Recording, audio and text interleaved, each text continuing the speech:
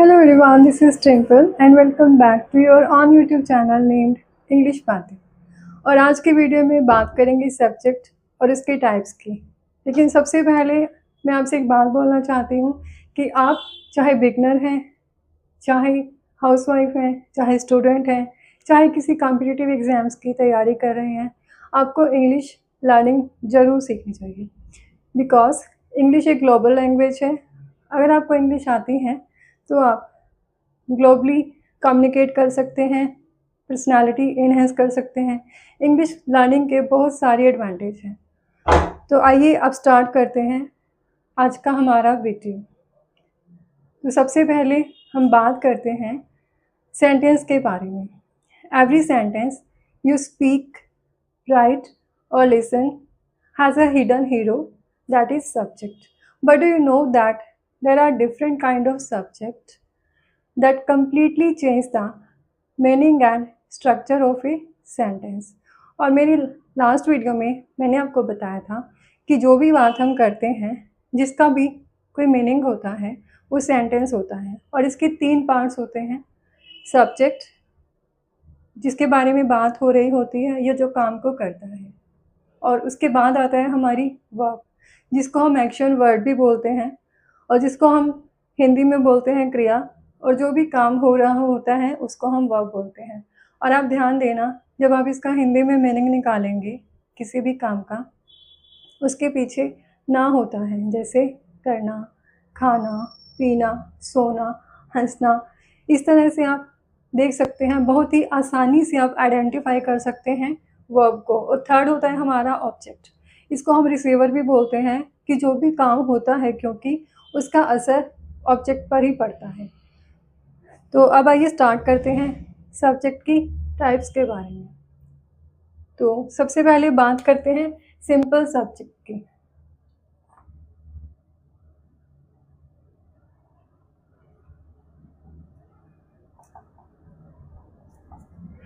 Simple subject क्या होता है?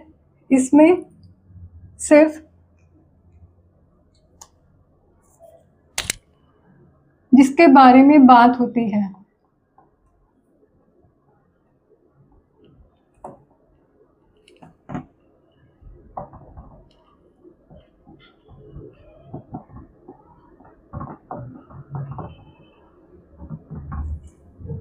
या जो काम को करता है, उसे हम सिंपल सब्जेक्ट बोलते हैं।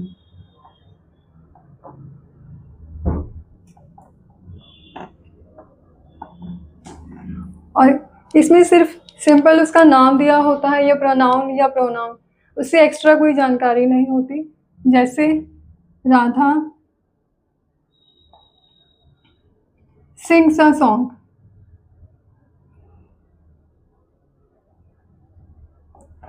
राधा एक गाना गाती है, तो इसमें सिंग्स हो गया वर्ब, सॉन्ग हो गया हमारा ऑब्जेक्ट और राधा हो गई हमारी सब्जेक्ट। ये आता है सिंपल सब्जेक्ट के कैटेगरी में। सेकंड देखते हैं, Ravi is my brother.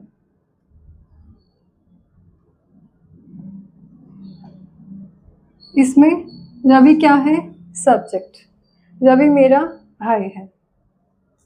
Third one देख लेते हैं, Ram is going to school.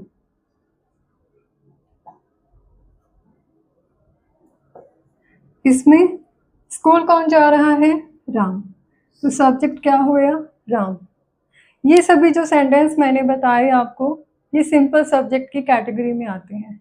तो ये हमारी सबसे पहली कैटेगरी है। अब सेकंड देख लेते हैं। आप एक स्क्रीनशॉट भी ले सकते हैं।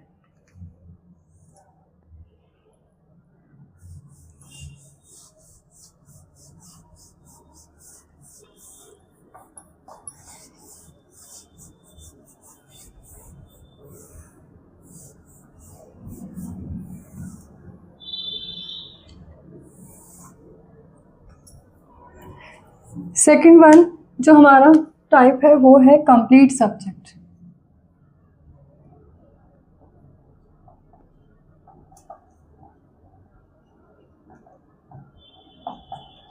कंप्लीट सब्जेक्ट में जो भी सब्जेक्ट होता है उसकी कंप्लीट इंफॉर्मेशन होती है।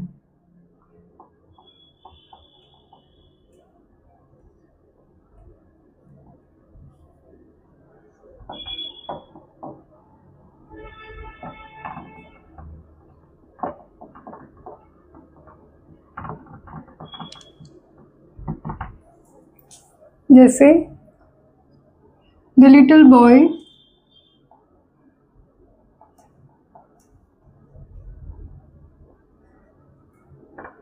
is playing in the park.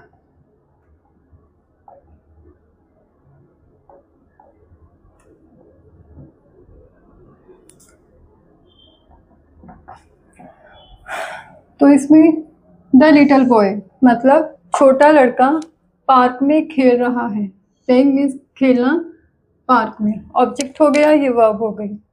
तो इसमें कंप्लीट इंफॉर्मेशन दी गई है बॉय के बारे में कि वो कैसा है, छोटा है। तो ये हो गया हमारा subject.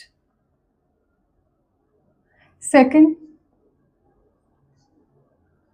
The man in the black shirt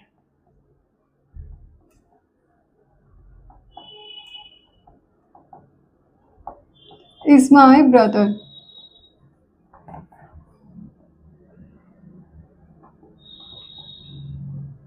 मतलब ब्लैक शर्ट में जो है, जो आदमी है, व्यक्ति है, वो मेरा भाई है। तो उसकी हमें कहाँ तक इंफॉर्मेशन दी हुई है? The man in the black shirt, मतलब काली शर्ट में जो व्यक्ति है। तो ये हो गया हमारा कंप्लीट सब्जेक्ट। कहाँ तक हो गया ये? ब्लैक शर्ट तक। ये हो गया हमारा object. Third one is his younger brother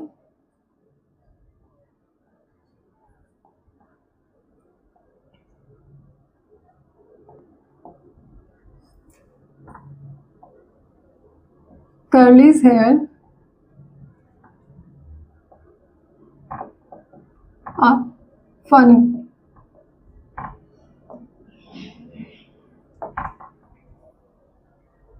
उसके छोटे भाई के कर्ली बाल बहुत फनी लगते हैं। तो इसमें उसके ब्रदर की इंफॉर्मेशन कहाँ तक दी हुई है? हिज ब्रदर्स कर्ली हेयर तक हमारा सब्जेक्ट हो जाएगा। और ये कौन सा सब्जेक्ट है? Complete subject. उसकी कंप्लीट इंफॉर्मेशन दी गई है। Fourth one is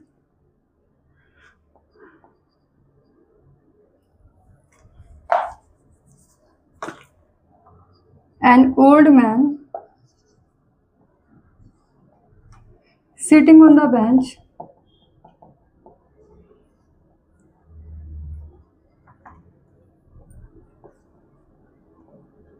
is my grandfather.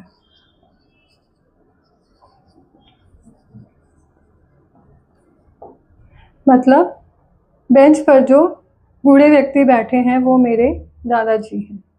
तो उसकी इंफॉर्मेशन कैसे दी हुई है? कंप्लीट। तो यहाँ से लेकर बेंच तक ये हो जाएगा हमारा कंप्लीट सब्जेक्ट। आई होप आपको अच्छे से समझ में आ गया होगा। कंप्लीट सब्जेक्ट आप अच्छे से पहचान सकते हैं। अगर आप किसी भी कॉम्पिटिटिव एग्जाम्स की तैयारी कर रहे हैं तो आपको अच्छे से पता होगा कि किस तरह के सब्जेक्ट्स की कैटेगरी पूछी जाती है एग्जाम्स में। आप एक स्क्रीनशॉट ले लीजिए, फिर हम अगला करते हैं।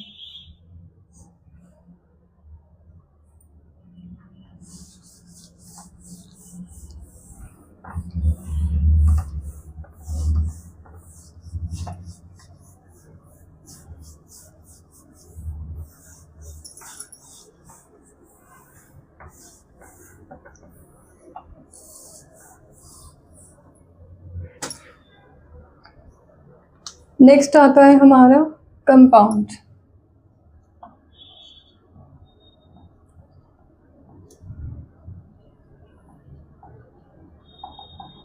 मतलब ऐसा सब्जेक्ट जिसमें दो या दो से ज़्यादा नाउन या प्रोनाउन की बात की गई हो।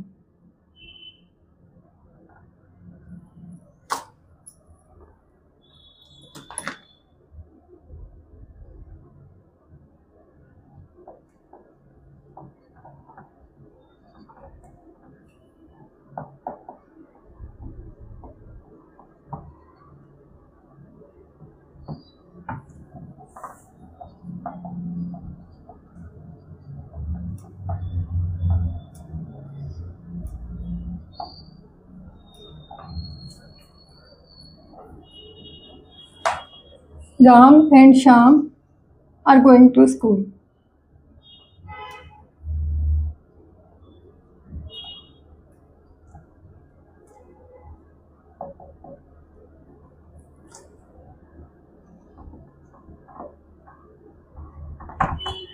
तो इसमें आप देखिए किसकी बात की गई है, दो व्यक्तियों की, राम और श्याम।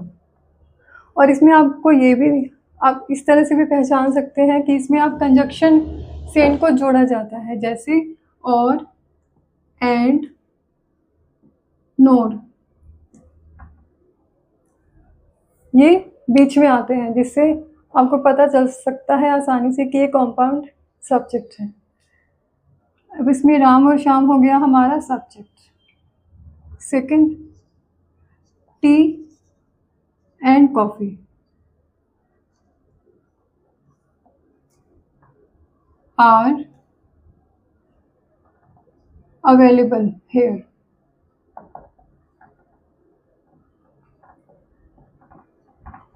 अब इसमें चाय और कॉफ़ी दोनों उपलब्ध हैं, तो इसमें टी एंड कॉफ़ी हो जाएगा हमारा कंपाउंड सब्जेक्ट।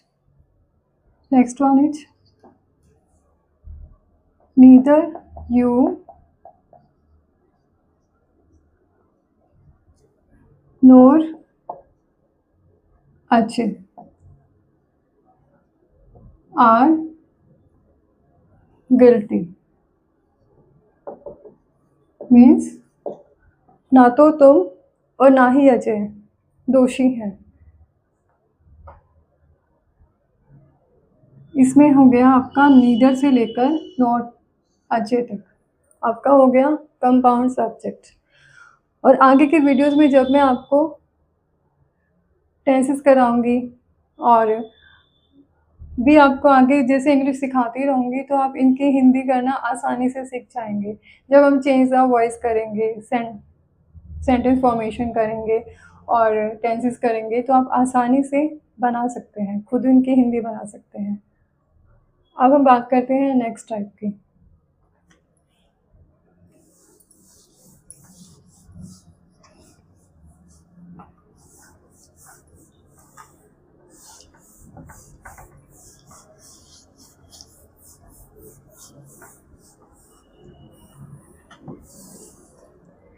नेक्स्ट आता है हमारा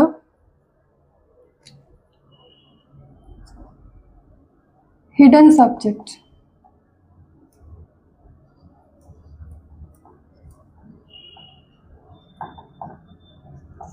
हिडन सब्जेक्ट में क्या होता है, जो सब्जेक्ट है वो डायरेक्ट सामने नहीं होता, वो छिपा रहता है।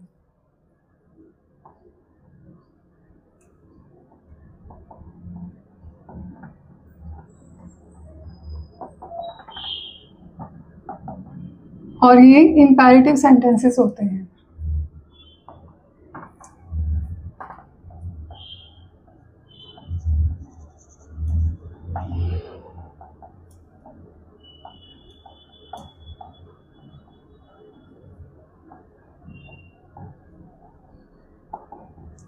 अगर आपने टाइप्स ऑफ सेंटेंसेस पढ़ रखे हो तो आपको पता होगा कि इम्पेरेटिव सेंटेंसेस कौन से होते हैं, जिसमें कोई ऑर्डर दिया गया हो, कमांड दी गई हो, रिक्वेस्ट की गई हो। ये आते हैं हमारे इम्पेरेटिव सेंटेंस की कैटेगरी में, और ये सब्जेक्ट की टाइप्स में आते हैं हिडन सब्जेक्ट में, क्योंकि इसमें जो सब्जेक्ट होता है वो दिखाई नहीं देता, वो छिपा रहता है। जैसे एग्जाम्पल देखेंगे, ओपन द डोर,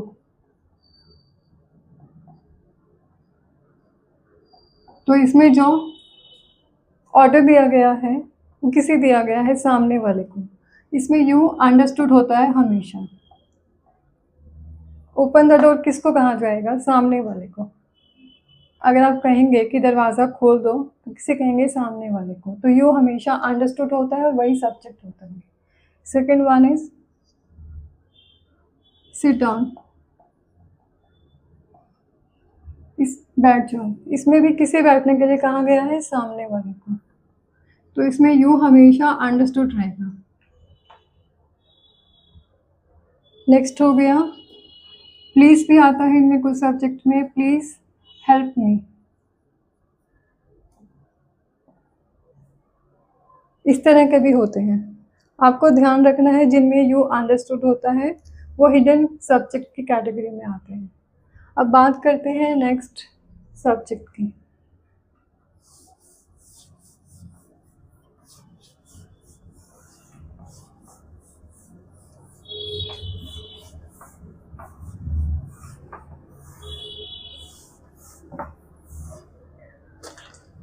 नेक्स्ट होता है हमारा डमी सब्जेक्ट।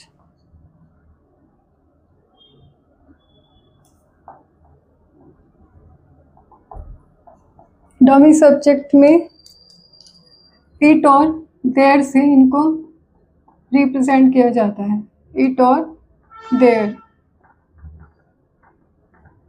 जहाँ इट और देयर जैसे वर्ड्स का यूज़ हो वो डमी सब्जेक्ट की कैटेगरी में आते हैं।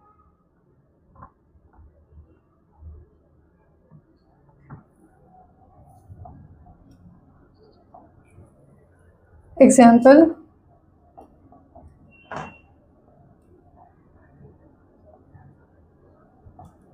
It is raining.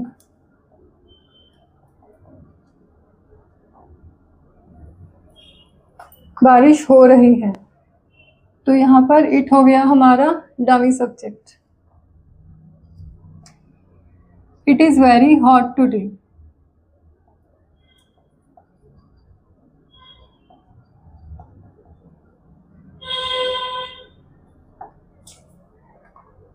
तो इसमें भी इट हो गया हमारा सब्जेक्ट, डमी सब्जेक्ट। आज बहुत गर्मी है। थर्ड हो गया हमारा there is a book.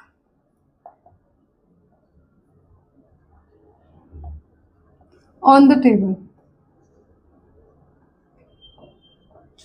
Table पर एक किताब रखी है या पड़ी है। तो यहाँ हम देयर को हम क्या करेंगे, डमी सब्जेक्ट।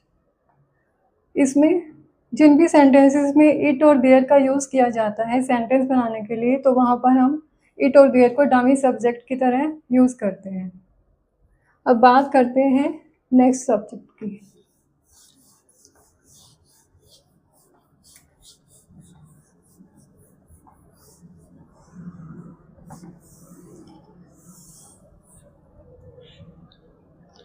नेक्स्ट आता है हमारा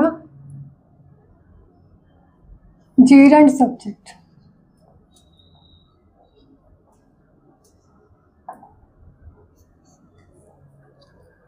जहां वर्ब से पहले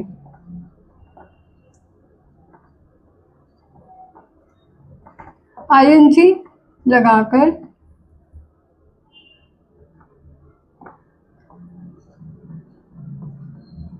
उसे नाउन या प्रोनाउन की तरह यूज़ किया जाता है।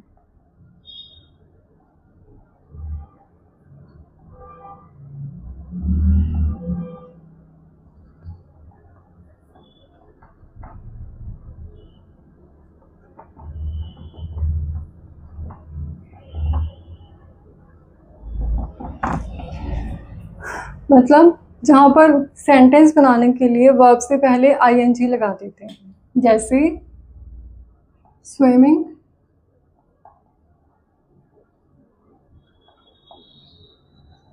Is good for health.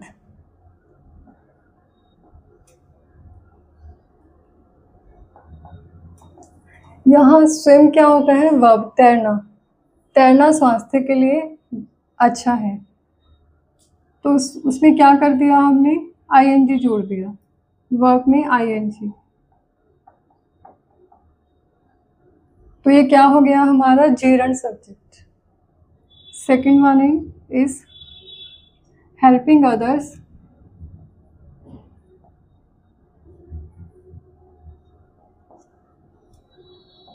Is a good habit.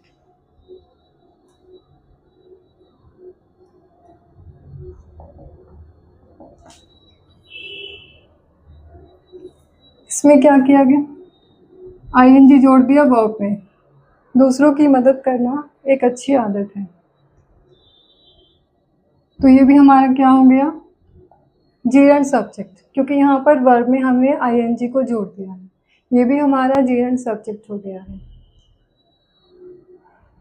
अब नेक्स्ट सब्जेक्ट की बात करते हैं।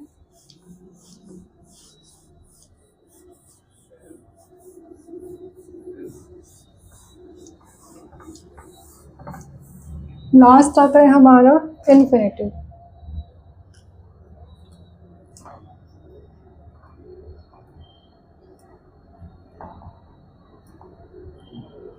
इन्फिनेटिव सब्जेक्ट,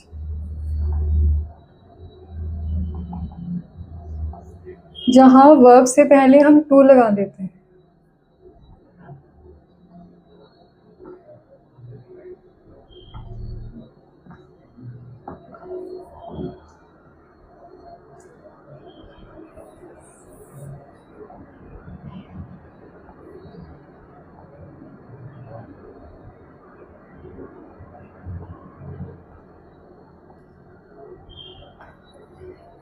तो वो होता है हमारा इन्फिनेटिव सब्जेक्ट।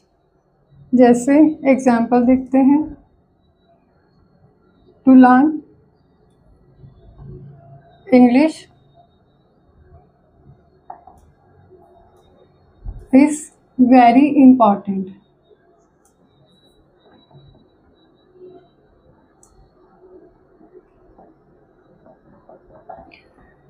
तो यहाँ पर आप देखेंगे, इंग्लिश पढ़ना बहुत अच्छी आदत है, इंग्लिश पढ़ना बहुत महत्वपूर्ण है। तो ये कहाँ तक हो जाएगा सब्जेक्ट, टू लर्न इंग्लिश तक। सेकंड देखते हैं, to swim is good for health.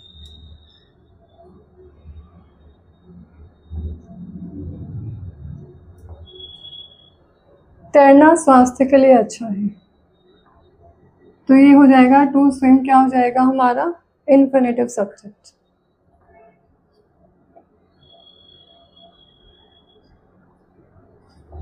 To wake up early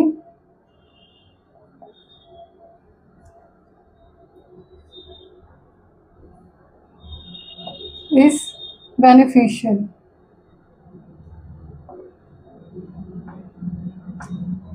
सुबह जल्दी उठना, ये हो जाएगा हमारा यहाँ अर्ली तक, लाभदायक है।